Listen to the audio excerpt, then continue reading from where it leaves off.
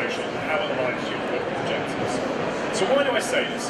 Too often have I seen organisations go into social without a real sense of purpose. So often I've had the conversation with people who've said, why are you on social? Because we shouldn't be on Facebook, right? Why? What do you want to get out of it? And quite often I get a lot of blank faces. So being really clear about what you want and why you want it. The second part of this is aligning to your corporate objectives. So unless you are absolutely aligned to right up to the top, clear line of sight, I fundamentally believe your strategy has to align up that way. So to set corporate objectives, you need to set your particular goals, what you're hoping to achieve through your social platforms that align to your corporate objectives. What strategies are you going to put in place? The decisions that you will have to take in order to execute against those goals. And lastly, what are your measures? Again, this is one of the things which I've seen in very, very, very many brands, is a lack of clear measures. What is it that you are trying to get out of these platforms, and how does it link back up to your corporate objectives? So that's my number one.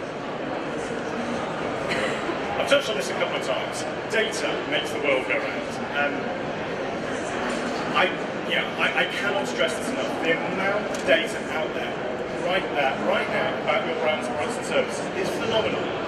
Your challenge, if I can set you one challenge from today, is to go and work out how you can start to harness and tap into it. If you do nothing else, leaving this session, go forth and listen to your customers. It's super easy to do. Go to Google, type your brand or product's name, type the word love, or type the word hate. I guarantee you'll get insight out of it. The other thing to remember is, they're not just talking about your brands, they're not just talking about your services. There's a whole wealth of data there of things they're not saying about you, they're saying about other brands and services. So again, you can start to tap into that. I'll show you a bit more in detail in a second. Be transparent. One of the things, one of the big kind of lights on moments for the organisation in which I worked was when I started putting real-time social dashboards up around my business. My chief exec came to me and said, "This is amazing. This is the first time I get a completely unfiltered view of a customer experience." Think about social as market research. Don't talk about sentiment. Don't talk about followers, fans, plus ones, likes, votes. Don't talk about any of that. Talk about it in the context of market research. Because immediately, your C-suite gets market research.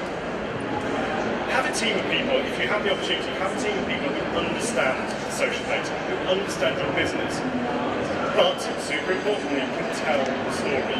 Again, from my experience, my chief executive can see every Friday afternoon, just what you need, and tell me what's going on. So I can have my data guys stand up and go, this is what's happening right now, this is what's live, this is what's important, this is what's happening to our business right now. So we've got to go to tell the story. I want to share this actually, which is a piece of work that we've done at IBM, which started to psychoanalyze individuals from their Twitter profile. So what this tool does, and I'm just going to build this up, is build a psychological profile, psycho profile of an individual, this is actually my boss, based on the last 1,000 tweets he sent. So I'm not going to go into this in any detail, but you can start to see there the times of days he's online, what he values, some of the attributes around what he loves, and some of the sentiment with which he talks. This stuff is actually not that difficult to mine. I'm happy to talk to anyone in further detail about this, but this is something that I think you guys really, really benefit from a marketing perspective. Who wouldn't want this kind of insight about our consumers? Another thing we've done at IBM, taking this in a slightly different direction, is you may be aware we sponsor Wimbledon. We have done for many, many years. This year at Wimbledon, we took social data and mashed it up with the real-time data of the match. And what we started to do was build this dashboard for the Wimbledon, for the All-England World Tennis Club, around what was happening on court, off court, on Henman Hill, on the internet. We built a really powerful bit of dashboarding, and I wish I could show it to you live, around what was happening around tennis. Now, tennis is a pretty niche thing, right? This sort of thing is super possible for every single brand that stands in front of me right now. Building this kind of insight around your consumers, what they're talking about in real time, is very doable, very easy.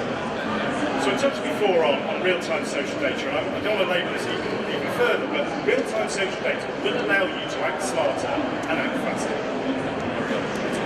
There's lots of opportunities to implement this kind of idea of real-time social data.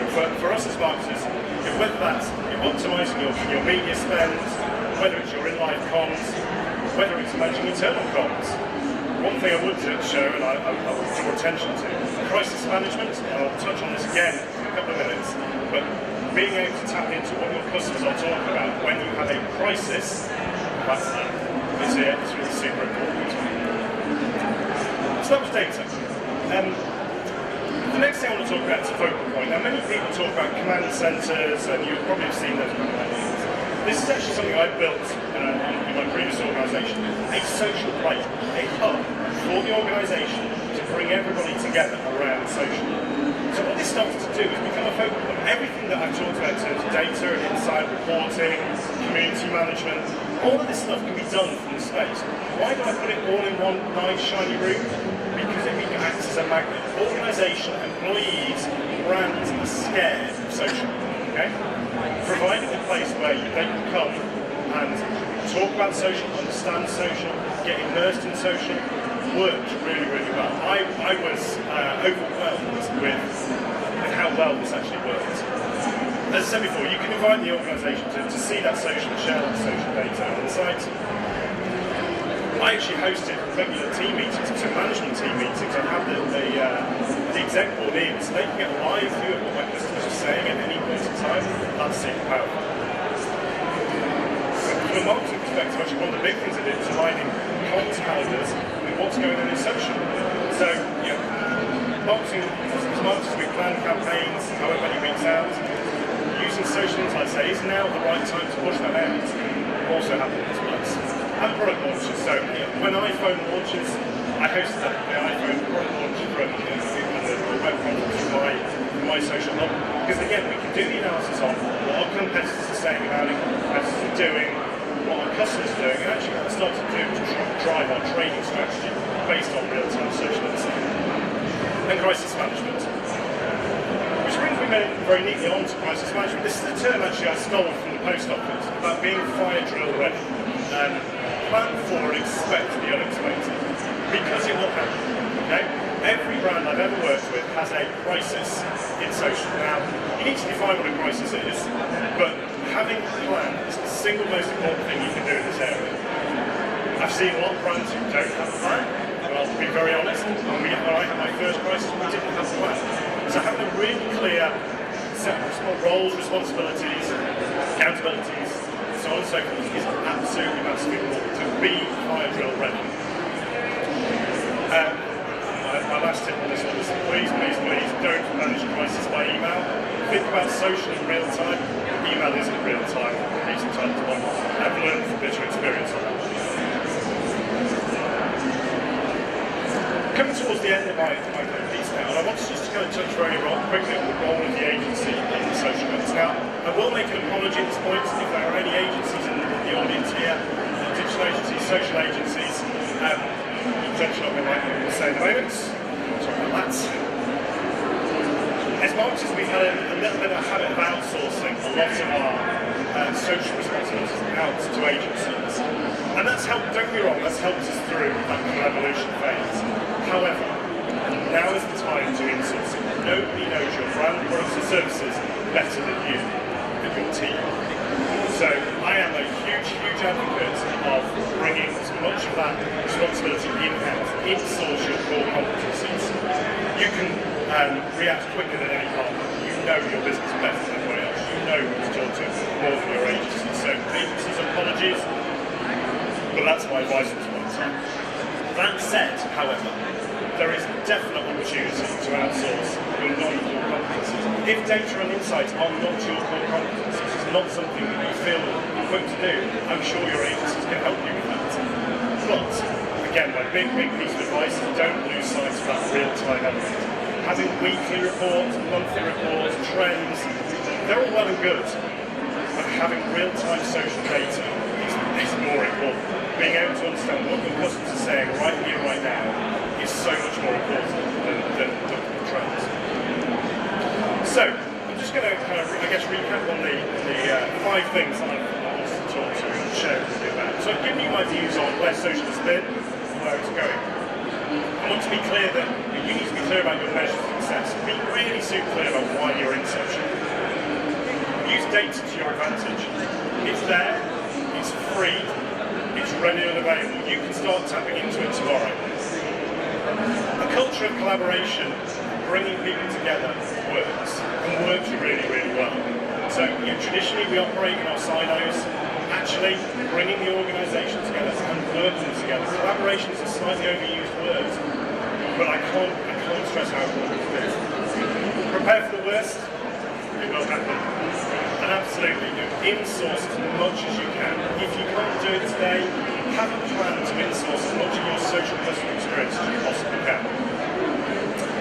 So with that, I will say thank you and invite any questions. Anybody want to ask any questions? Yes, I think we've got a mic.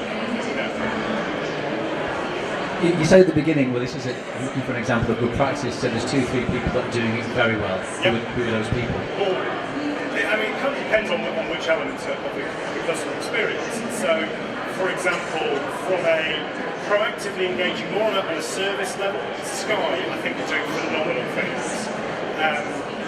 I look at what Telstra in Australia are doing, actually, a big mobile operator in Australia, where they've got their digital strategy. They've got a really interesting way of harnessing their members of their online community to be marketing assets. And actually, when they do their analyst briefings, they're actually showcasing some of these assets that they've got in their customer base who are absolutely helping other customers and advocating the brand. So before I said, you've got all these marketing assets on marketing assets that you've never had before. Telstra are actually using them and it's boosting their valuation. I mean, there's lots of kind of points examples. So I use Telstra, I use Sky. What else do I think that I like? I quite like what Nando's are doing actually. Nando's been doing some interesting stuff. So there's lots of brands. I think it kind of depends on which area of the social customer experience, but there are lots to choose from. Thank you. Anybody else? A couple at the back. Hello. Hello. You mentioned those sort of dashboards and things. Yep. I don't know if we were able to make one ourselves. Is there anything out there that we could sort of free that we could tap into? There are lots of tools, and I have my personal favourites and other ones. I think I'll be very honest with you. It depends on where you are in your maturity of your social customer experience. So you can, for example, if you go to Google later and social dashboard, social reporting, a number of tools will come up in a kind of freemium model. They're a great place to start. I think as you evolve and depending on your brand, your products and services, there's a couple of routes to go around. There are some more bespoke things, the Radiant 6s of the world. We at IBM have our own tool. There are lots of tools that are big and building, but you need somebody who understands data and understands the tool to get the most out of it. And then there's right through to a bespoke tool. So actually, at EE, I had tools built bespoke for me. There was nothing that worked for the telco market particularly well. So you can go through from freemium right through to bespoke. There's a lady at the back. Thank you, great question. Hi, I work in the pharmaceutical industry and we're tapping into social media very bravely. That word's banned, you can't use media, just social. Social. I just wondered if you had any words of wisdom of how we could do it without breaking any of the stringent rules that we're up against. So I don't profess to understand stringent rules first and foremost, right? I think for me the approach has to be, and I'm hoping you're doing this already, is listen into the conversation. So go and start with just listening in to what your competitors are doing, listen to what your customers are doing, I don't know, particularly if it's particular brands or whatever, particular ailments, something, it depends which area of pharmaceuticals we're talking about. But go and understand what the conversation is, where it's happening. So that's the thing that we often forget to do, is think about, well, is it just all on Facebook or is it all on Twitter? Actually, it could be on Pinterest, it could be on Instagram, and actually Instagram's a really interesting one for me. How do you start to tap into some of that? I don't know from a pharmaceutical industry perspective, but start with listening, build that insight before you get take the plunge and dive in and engage. Make sure you know who's saying what, where they're saying it, and with what kind of sentiment and voice they're saying it. So really trying to understand, you get inside the head of the people who are talking about your products and services. Anybody else? Yes.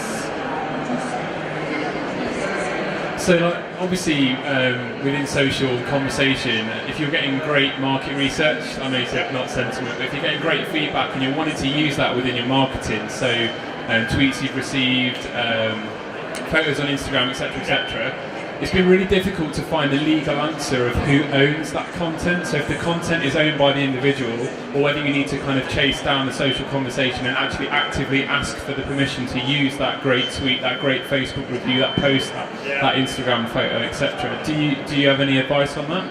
Because there's been court cases either side in the UK and the US. And again, I'm going to play it. I'm not a legal expert at all. I think there's a little bit of a judgment call is to figure out where the comment was made, how it's solicited. So, for example, if a very positive comment is made on the products and services in an online community that you are a branded community, then those kind of things, it sits with the property that you own, in inverted commas. If it's a positive comment on Facebook, Twitter, it's difficult. It's not just the legal issue, it's actually how do other consumers perceive you actively promoting that kind of phrase? Does it look a little arrogant? Does it so you need to be quite careful. The legal issue aside, I think blowing your own trumpet too much is a really dangerous place. The beauty, if you like, of social is often you don't need to do that because those advocates of your brands probably have their own followers that actually will tap into that piece of positive content and feedback. So actually you don't need to amplify it. I get this is a bit of a cop-out, but I think you have to review on a case-by-case basis. Sorry, that's not really an answer, but it's a difficult one given the legal situation. Any more for any more? Well, listen, thank you very much for your time here. I hope you enjoyed the rest of the show. And if you have any questions, please follow me on Twitter, ask me on Twitter. I'd be happy to engage. Thank you very much.